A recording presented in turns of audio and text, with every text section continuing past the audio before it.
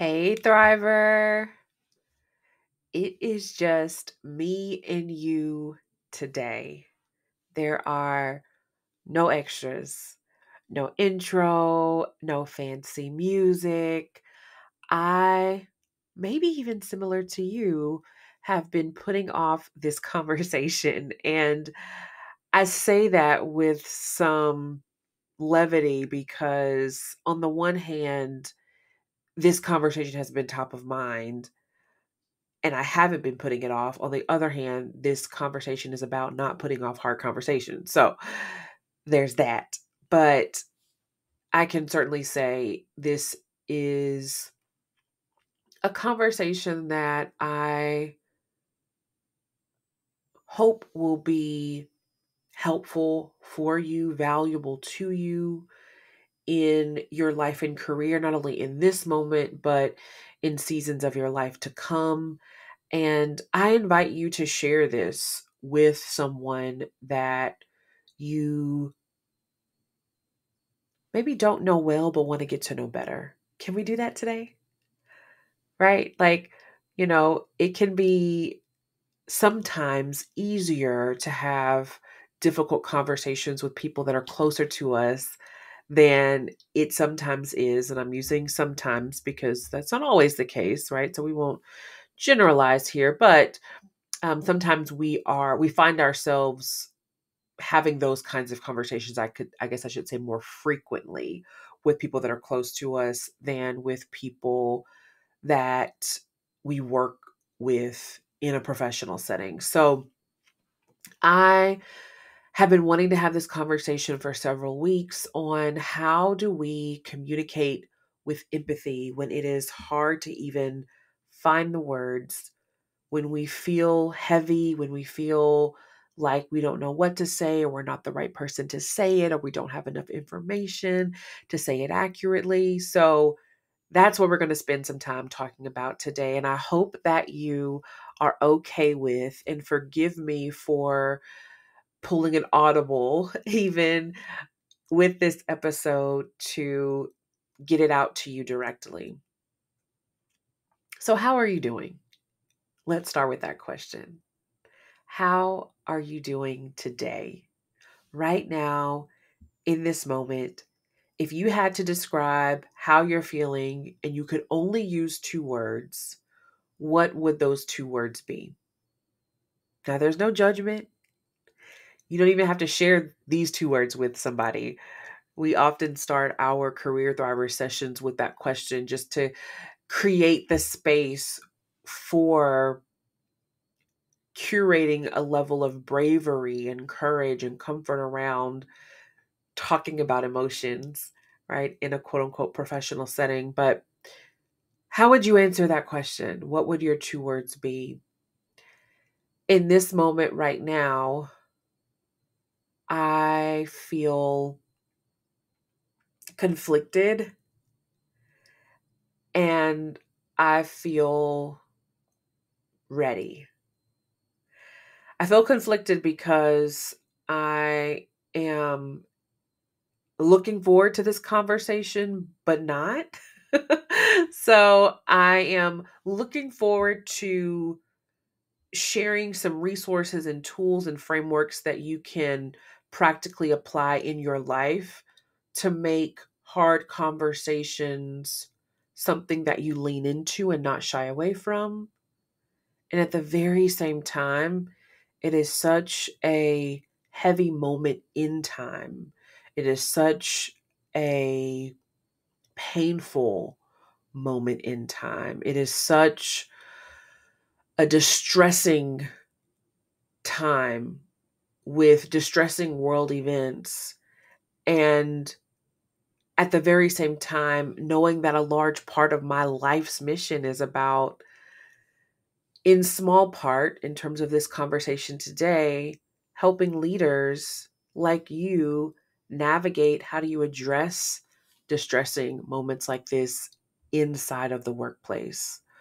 So that's where a bit of the conflict comes from. But I am ready. I'm ready to have this conversation. I am ready to hear from you. So I want to invite you to tap into our community via heading over to careerthrivers.com/podcast. There is a guide there on authentic leadership that I believe will be a phenomenal companion to our conversation today. So make sure you check that out. If you've been hanging out with us for a little bit on the show, you've probably heard something about the Own Your Power checklist. So there's a checklist inside, but it's a much more comprehensive guide. I believe it's about 18 pages even, that is meant to really help you unlock the power of authenticity and how you show up in the work that you choose to do. And so once you tap into that, you will get connected with our community, and then you can email me directly any questions or comments or feedback that you have. So I'm ready. Are you ready? Let's just take a collective deep breath. I'm just going to inhale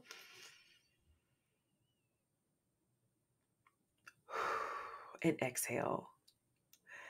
Now, when we are embracing moments like the one I'm in right now, and one that I hope through this conversation you will step up to the plate to embrace, one of the biggest challenges when it comes to navigating difficult conversations, whether it be a an emotionally charged war where you feel as a leader the pressure to take a binary side on an issue that is so complex and so far from being a binary issue, or whether you feel the need to speak up because your values are being challenged and you want to own the power of your voice.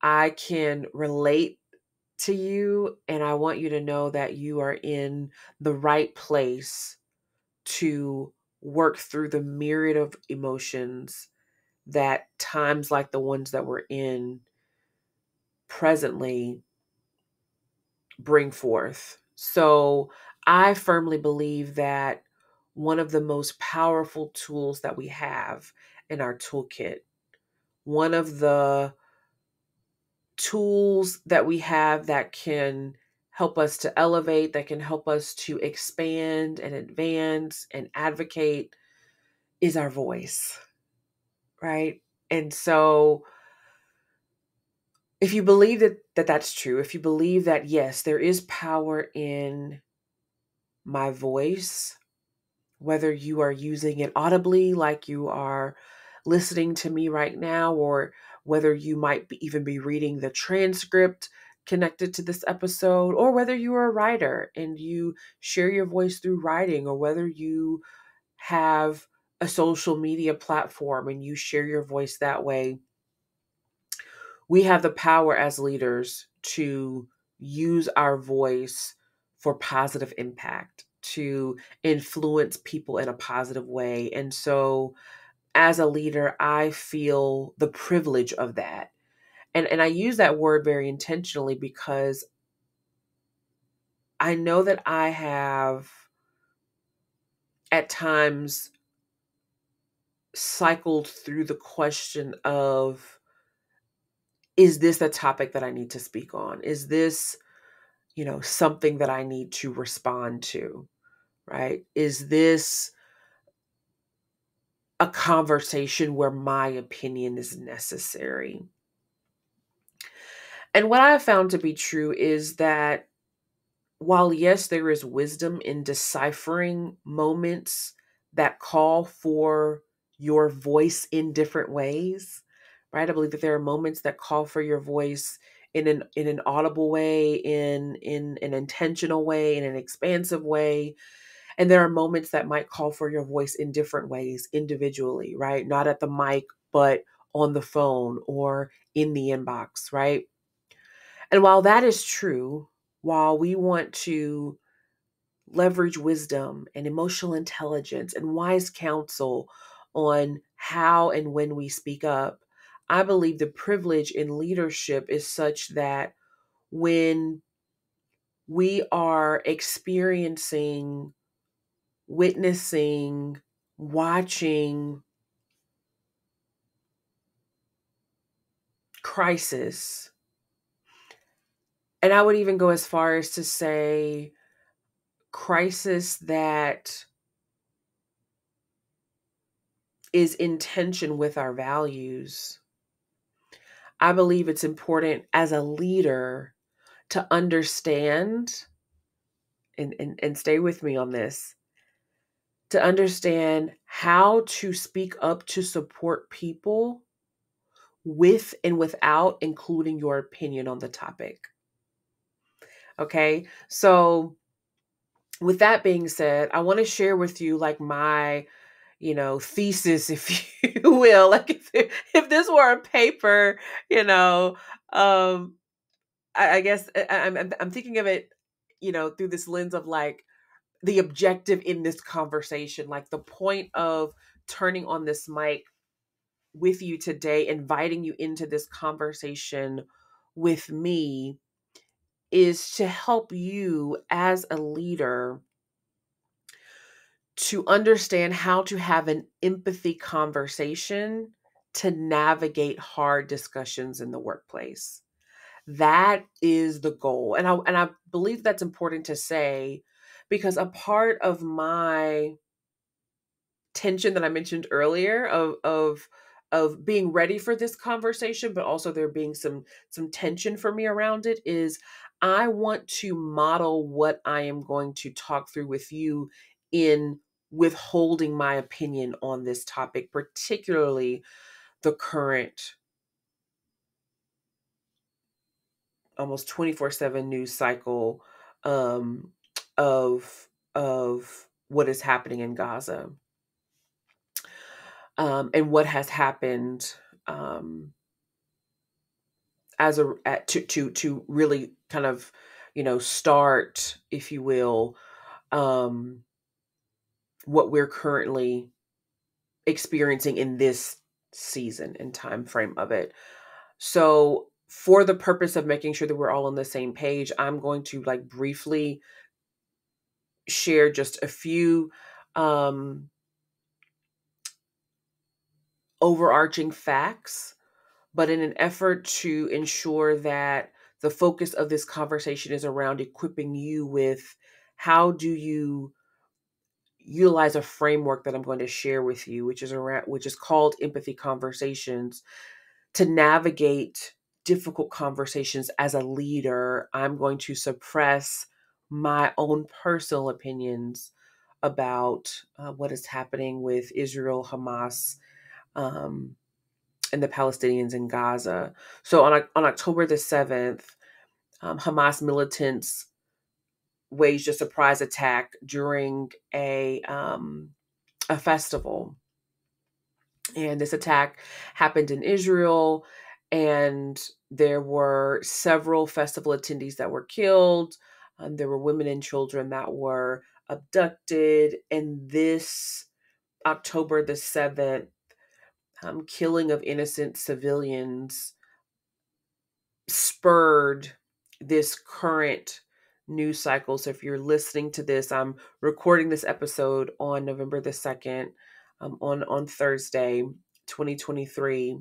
What has been close to now a month of a declaration of war. And what I will say is it has been, for me personally, really challenging to look away from some of the most gut-wrenching, painful, and disturbing uh, photos and images and video that I've ever seen in my life, in any way, shape, or form. And I say any way, shape, or form because I'm even thinking in my mind like movies, like fictional, um, produced entertainment. I've just never seen some of the images that I've seen. So it has been difficult. And I know for a fact for leaders, um, for people that are working inside of corporations, for entrepreneurs, startup founders who are building teams, it has been difficult to navigate, like, what do we say? How do we address this? What are our thoughts on this? There have been so many questions, and there are some great resources out there, and we've seen many organizations, many companies that have issued statements and also have advised their internal employees, particularly those that live in these areas, on how to navigate moving forward. So, from Microsoft to Oracle to JP Morgan Chase to BlackRock to Pfizer to Bank of America. I mean, we're seeing corporations in the Fortune 500, leaders who have made statements. And here's the challenge, and it's one that this particular nuance isn't new. It's very reminiscent of similar challenges that leaders experienced in the summer of 2020.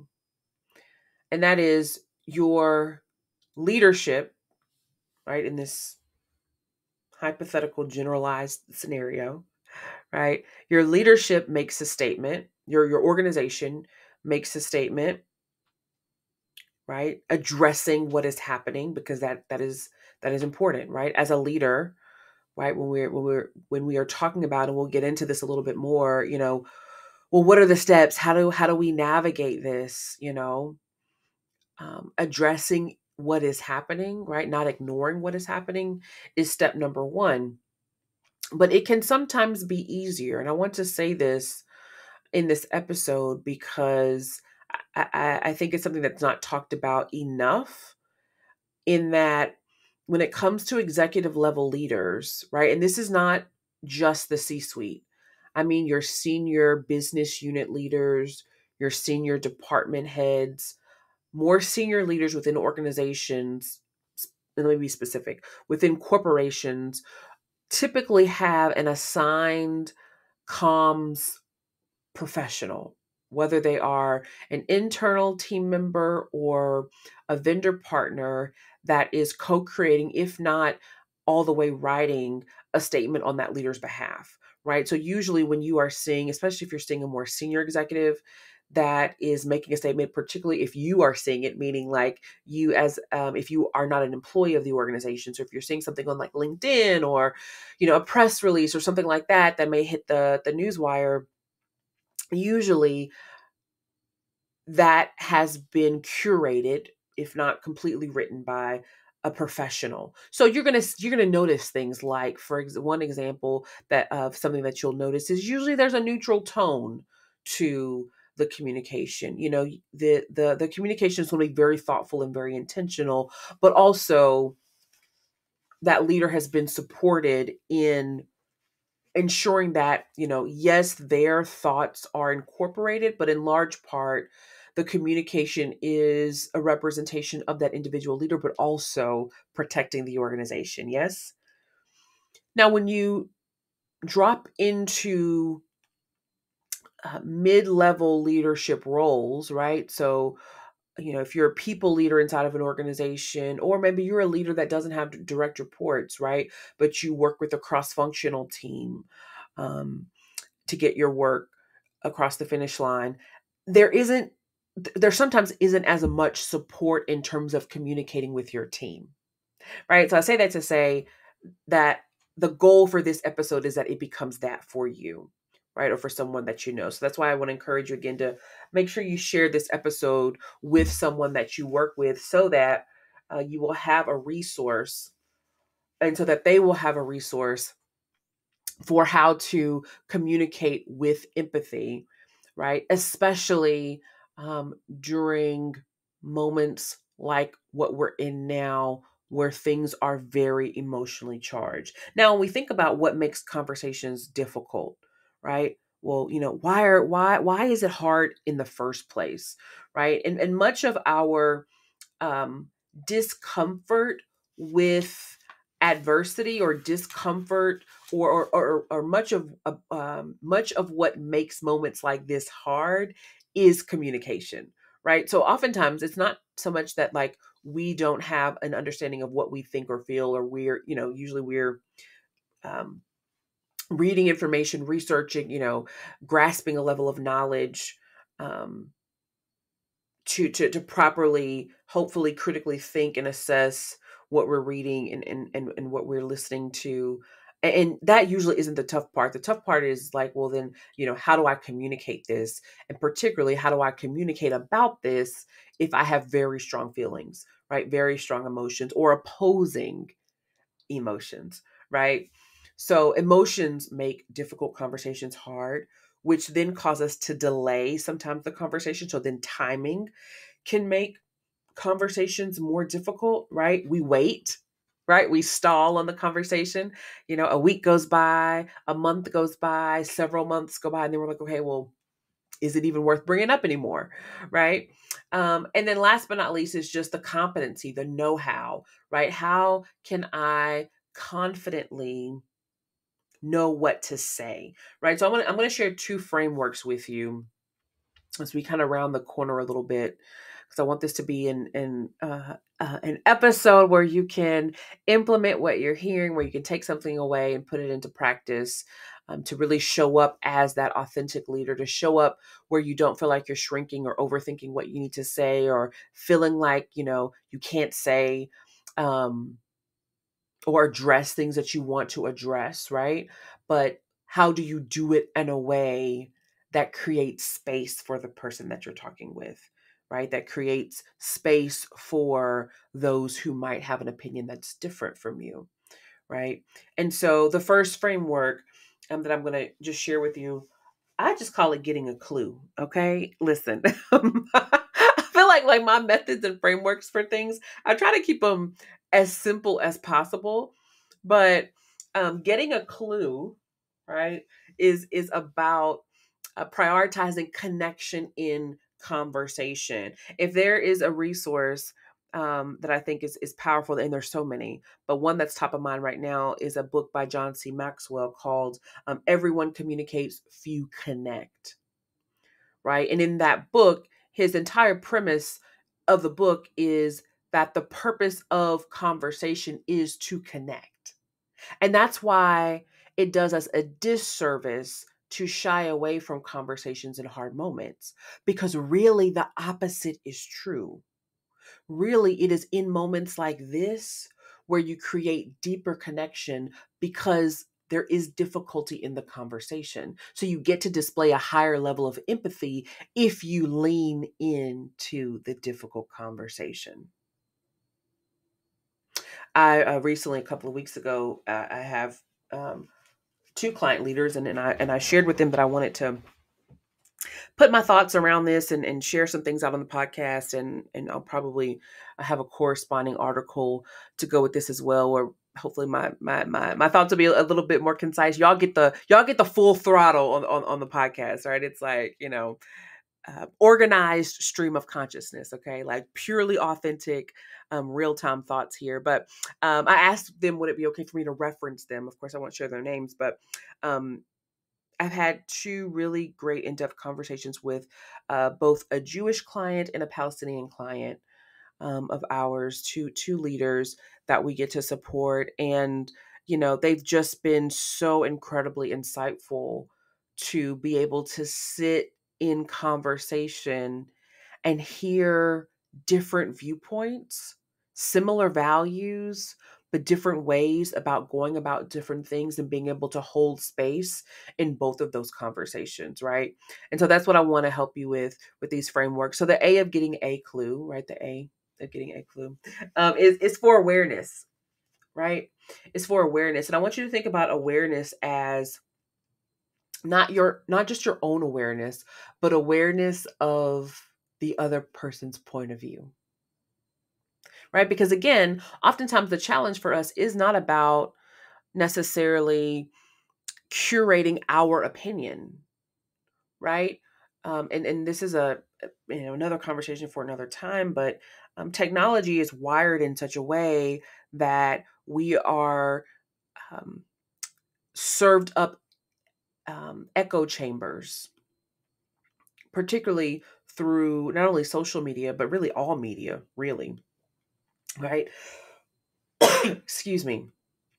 But especially with social media, and the internet, right? And advertising. It is literally curated to serve up more of what you respond to, what you like, what you engage with, to keep you on those platforms longer. That is what it is intended to do. It is a commercialization of our attention, right? And so because of that, if we are not mindful, what we miss out on is the opportunity to sit with dissenting opinions. And if you aren't careful, you can find yourself being extremely resistant to opinions that are different from yours. And I don't mean resistant from the standpoint of like feeling like you need to change your mind, right? Because in most settings, especially in a professional environment, the goal isn't necessarily to get you to change your mind, right? The goal oftentimes is to help to make you more aware of another option, of another opinion, right? But because we spend a lot of time um, in spaces and places where the messages mirror back exactly what we believe and exactly what we think, and confirmation bias is at an all-time high, right? Then we don't even sometimes recognize that we are diluting our critical thinking ability to be able to engage meaningfully, with a measure of kindness and respect in conversations where we don't agree,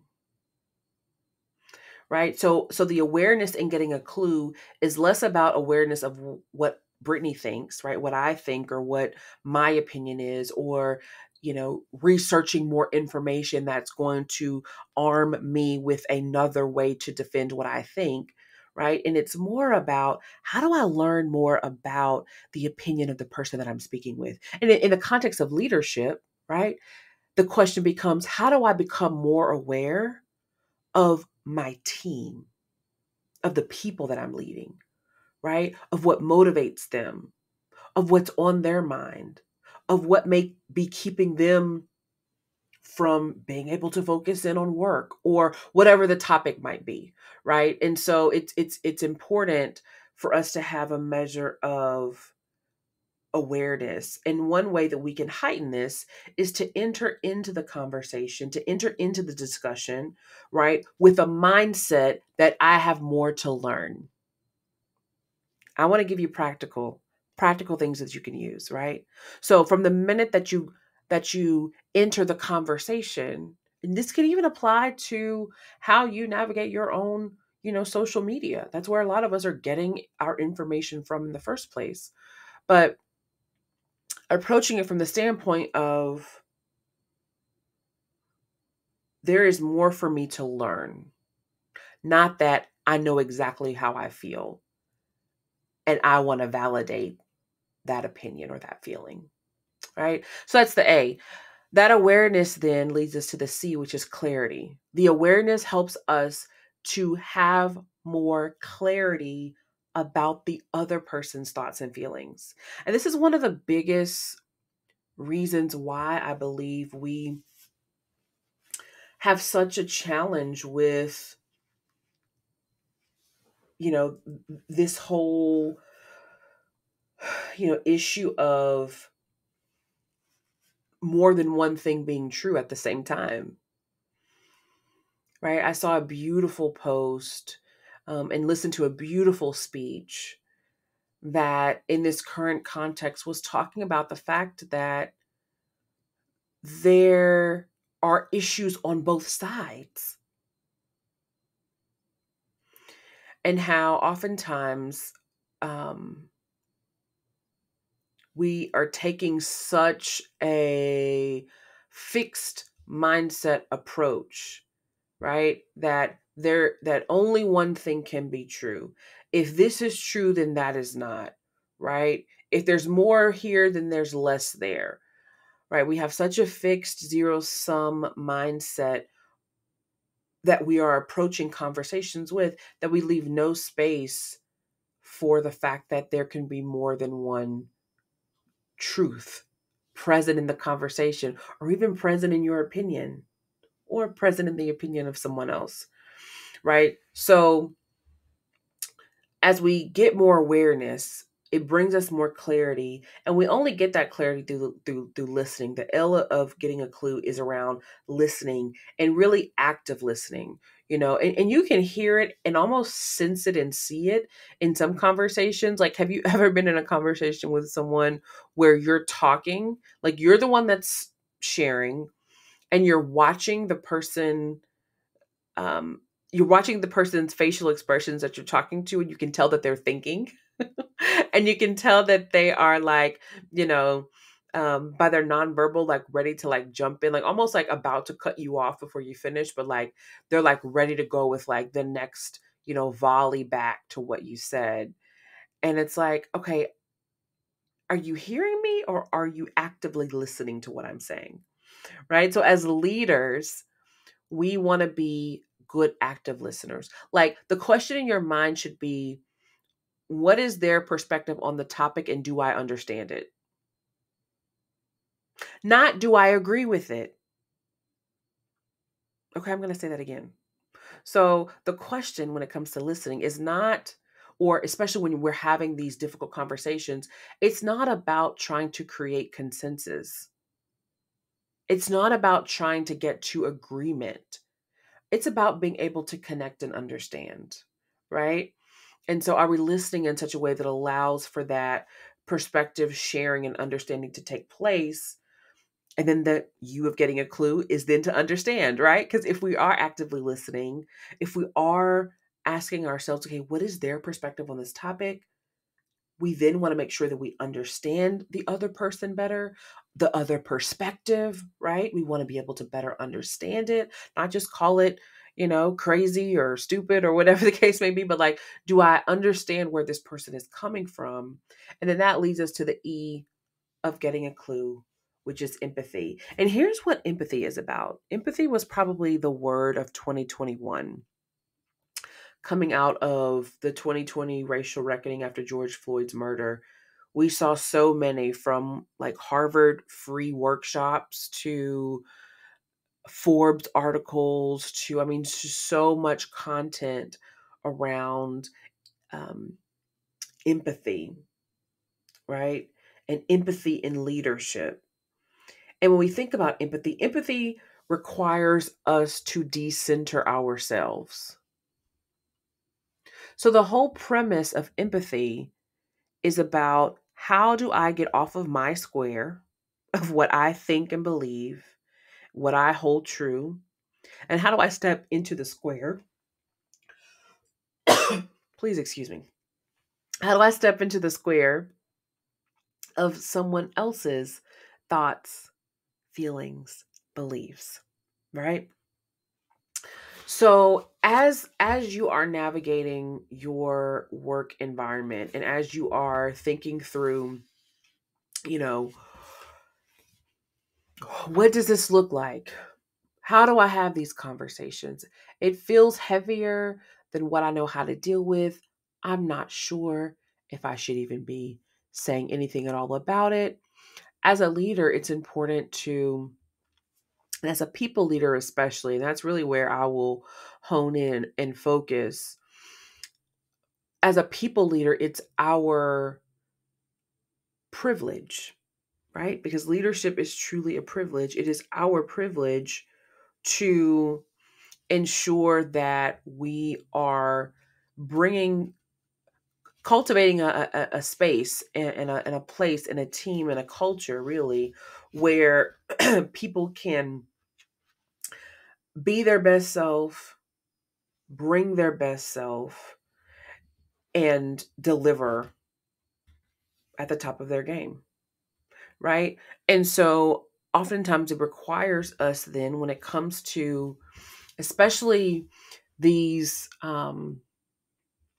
larger, broader world events that are distressing, it requires us to acknowledge it, to speak up, to mention it, right? And it could be something, and so I want to give you some examples, right? I'm going to give you some examples of things that you can say that remove you from the conversation. When I say remove you, I mean that have nothing to do with your opinion on this current crisis, right? No one is asking you to show up to the conversation, with flags or with, you know, strongly held beliefs or opinions, right? That's not what leadership requires when people are experiencing, a worldwide crisis, for example, right? Or experiencing and seeing images of war, right? Or noticing that, hey, our, CEO made a statement about this and it's challenging for me, right? And you may be doing a field ride or having a one-on-one or having these exchanges with your team, right? And suppressing what I would say is a need to acknowledge what is happening, right? And so there are some ways that you can do that, right? There might be people on your team or within your organization that have a personal connection with what is happening that you may or may not know about, right? Or you might be in a one-on-one and you're not sure, right? You could say something like, hey, I'm glad we're having this conversation. You were on my mind. I know that there is a lot going on in our world, and I want you to know I'm here if I can support you in any way.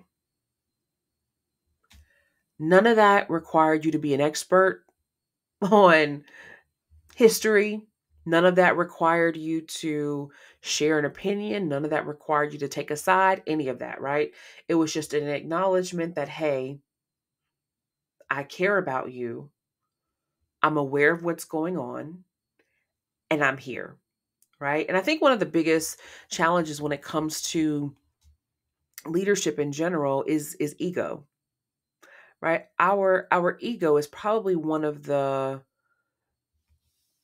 biggest detriments to more empathetic leadership. Yeah. Yeah, I believe that's true. Ego is one of the biggest deterrents, I'll say it that way, to empathetic leadership. And it's not in a malicious kind of way. It's very subtle, right? One of the subtleties comes in believing that it's our job as a leader to fix it, and it's not. Right? If I'm leading a team member who is personally struggling with the present war that is happening, it's not my job to fix their feelings about what's happening, right? What I do want to offer is my support. What I do want to offer is acknowledgement. And what I do want to offer is space so that then that team member can communicate with me what support for them looks like, right? Because we've already said empathy is about getting off of my square, which includes feeling the need to have the perfect thing to say or feeling the need to have to fix it, right? It's the same thing. And I'm actually sharing, I didn't, if you're watching this episode, I'll hold up my book. You probably see my post-its there, but I'm actually pulling some of these tenets and frameworks from Thrive Through It, right? Because a lot of this is very similar to grief.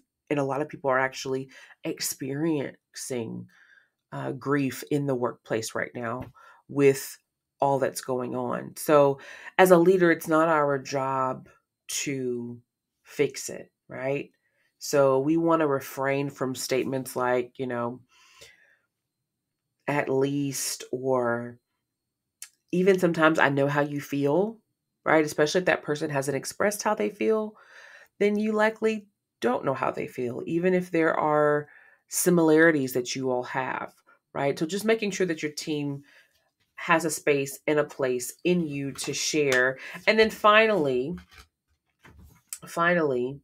as we talk about empathy conversations, I want to just briefly share this framework. And it's a 5-part framework that I developed as I was navigating through my own grief journey around 2019 is when 2018 2019 is when this framework came to me, and I really believe that it is powerful for helping us to understand where people are coming from, and then to center the other person as to center connecting with the other person as the purpose of the conversation.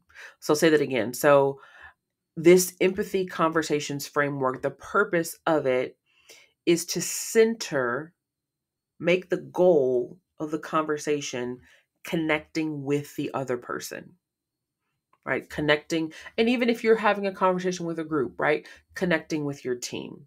That's the point of this. And I'm having a moment of deja vu here. There was a gentleman probably maybe a year and a half after my book was published, and I will always remember this. He comes up to me and he's like, "Brittany, when are you writing book 2?" And I just kind of like looked at him like, uh, you want this first book signed, right? Like, here's the book, okay? And he's like, no, I'm serious. He's like, where's book 2? He's like, because chapter 5 needs to be a whole book. And so I'm actually referencing, or this framework on empathy conversations that I'm going to go through really quickly as we wrap up here is listed in chapter 5 of Thrive Through It. And the title of that chapter is Communicating with Empathy, right? So if you want more details, want to get more in the weeds, get more examples of um, scripts, examples of things that you can say, you can share, definitely check that out. The other resource that I highly recommend, and okay, I thought I had it in close proximity. It may be in the den. But there's a book called Say More About that I highly recommend you pick up. I thought I had it on my bookshelf. I could have sworn.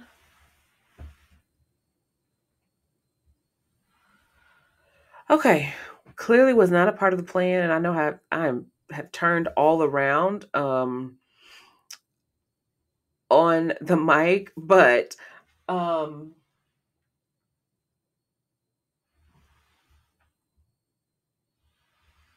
yeah, I believe it should be in the turquoise section. But anyway, Amber Cabral is a phenomenal leader, consultant, speaker, coach.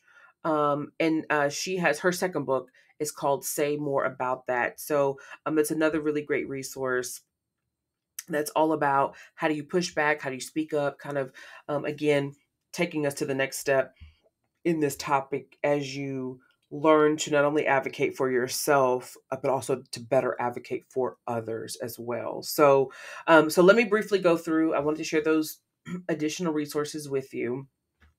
So my book, Amber's book, and then John C. Maxwell's book as well on connection. So empathy conversations, 5-part framework. The first step in empathy conversations is clarity. This is critical because typically we approach hard conversations in one of two ways, especially if you are or have been trained inside of a corporate organization or maybe even a nonprofit. Typically, if you've had any type of like formal training on managing conflict or difficult conversations, you were probably told, hey, come into the conversation and have your objective, one, and then have your I statements, communicate in I statements.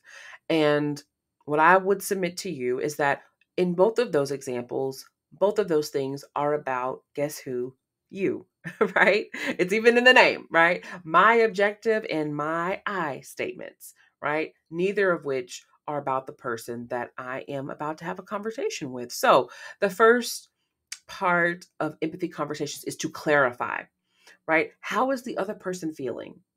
What is the other person thinking about this topic, right? So, but again, the point of empathy is to put ourselves in another person's shoes, to get off of our square and come over into the square of someone else, right? So, here's some questions. Let me just give you some questions that you can ask. You can ask things like, how are you processing all of this? That's a great initial question that you can ask, right?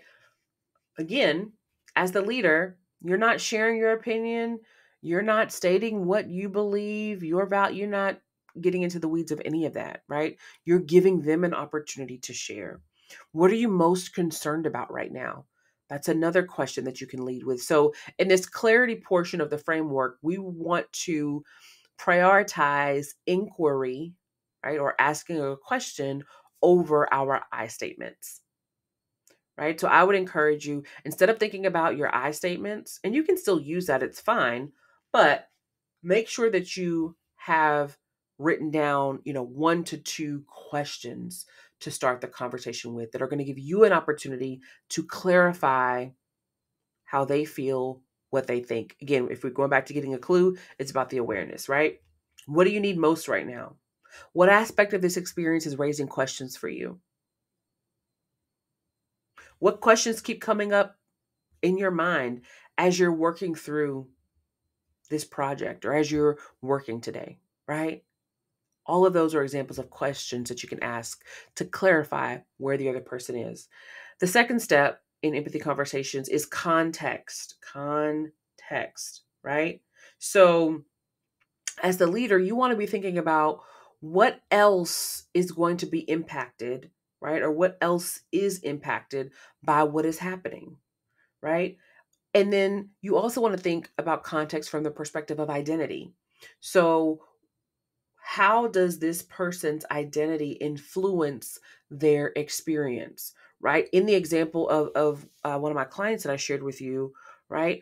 My client who's Palestinian has family in Gaza. That context was critical for me to understand in conversation, right? So, questions that you can ask yourself and also questions that you can ask the other person to better understand their context. Are there barriers in the way of your next steps, right? If you're a leader, what else is on your mind? What priorities do you have now that are important but not as urgent as they were? That's a great question for you to ask as a leader to understand how someone might be thinking about the prioritization of what's on their plate as a result of what else they might be experiencing, right?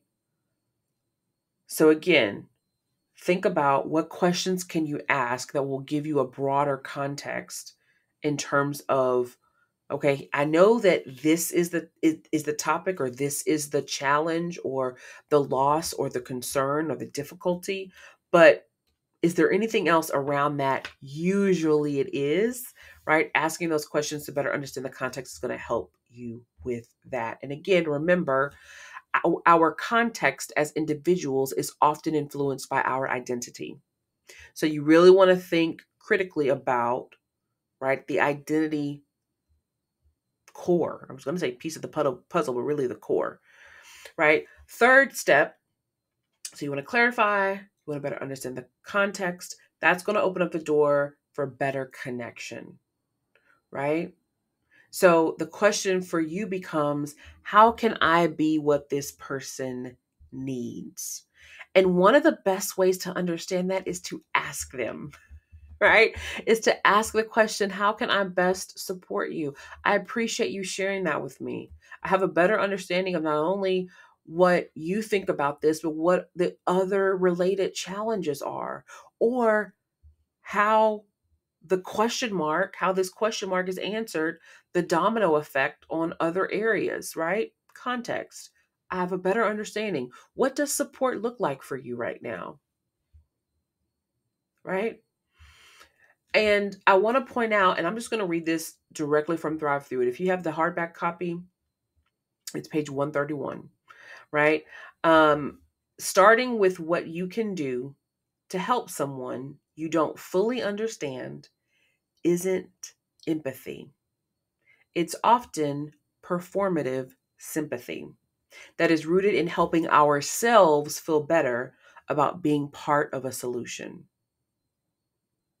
Hear me well and hear my heart on this, right?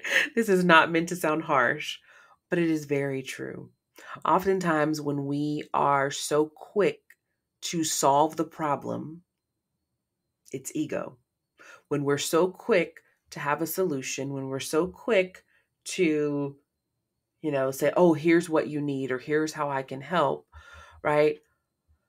Sometimes we're leaving out the acknowledgement of what that person actually needs because we haven't asked them, right? We've only looked to see, okay, how do I feel most comfortable being a solution, or what do I think is best for them, right? Without including them in the solution. So again, that's not empathy, right? Because everything about empathy reminds us that it's not about you, right? It's not about me. If I want to show up more empathetic with my team, I must suppress what I think, feel, and believe. Okay. Fourth step of empathy conversations is the call to action. Now you're ready, right? Now you're ready to create the plan together, to figure out what support looks like, to say, okay, here's what's going to happen next, right? Now you're ready to take that step to say, okay, I opened up this tough conversation with a question. I better understand the context around this challenge for you.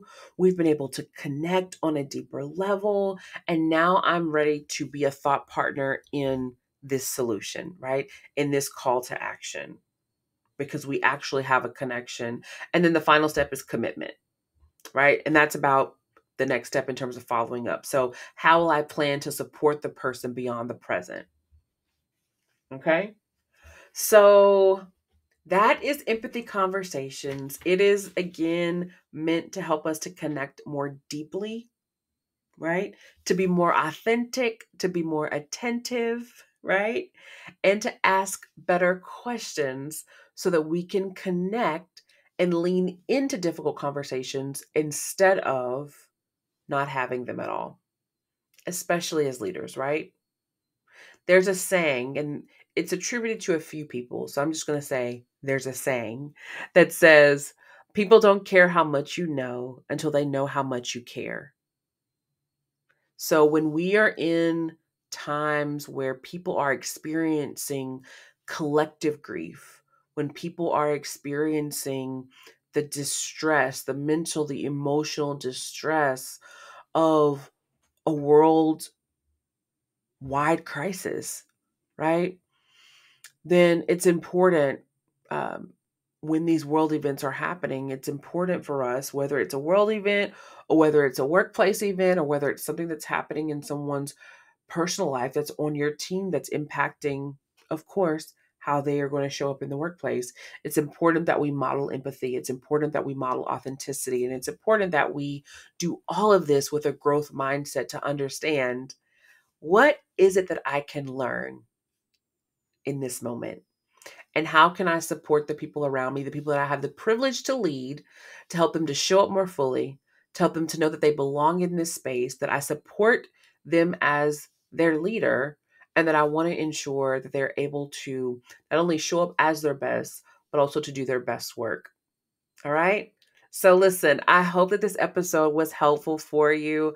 I did not intend for it to be this long, but this conversation has been on my heart to have, to again provide a resource for you where you can say, hey, I can lean into this to support my people. I can bring this up without giving my opinion on what I think, without feeling like I have to take a side, and to acknowledge what many have experienced without feeling like there's going to be retaliation if I do, right?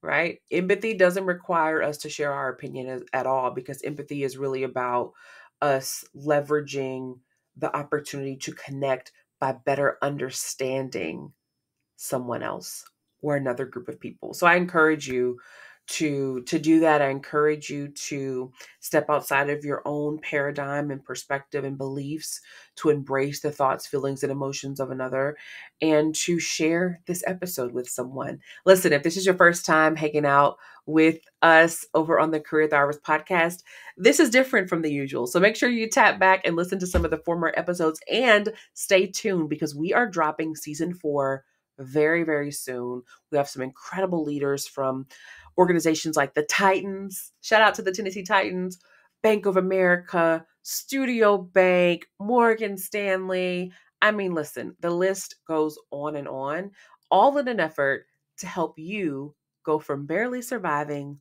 to boldly thriving as a leader in your career and business. Until next time, keep leading and keep thriving. Take care.